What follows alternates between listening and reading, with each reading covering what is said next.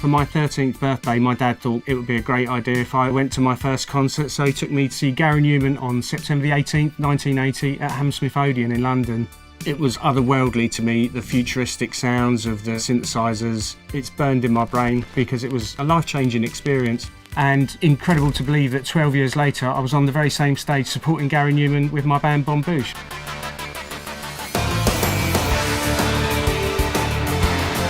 My name is Peter Steer. I'm an electro-rock musician. The most expensive thing about being a musician is taking a diesel van full of equipment into London. ULEZ charge, congestion charge. The Mustang Mach-E is brilliant for gigging. It costs me virtually nothing to drive in central London, and not many people can say that. It makes it a more enjoyable experience.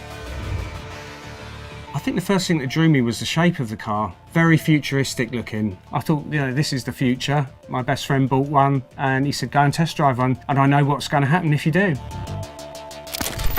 We always had Fords in the family from very early on in the early 1970s. I've owned 8 Ford cars now, 3 Escorts, 1 Fiesta, 1 Orion, 1 Focus ST, 1 Ford Cougar, and now the Mustang Mach-E.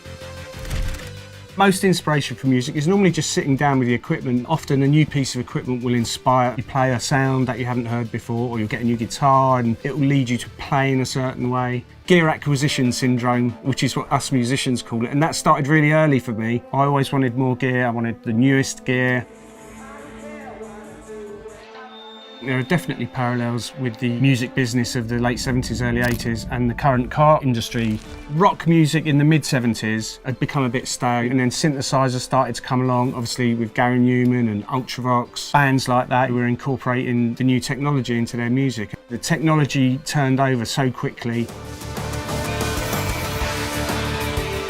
You've got to evolve personally as a musician, but I also think music has to evolve. You never stop driving forward and you always think you can do better. And that's why musicians are never really satisfied with what they've done. They want to write more, they want to write better.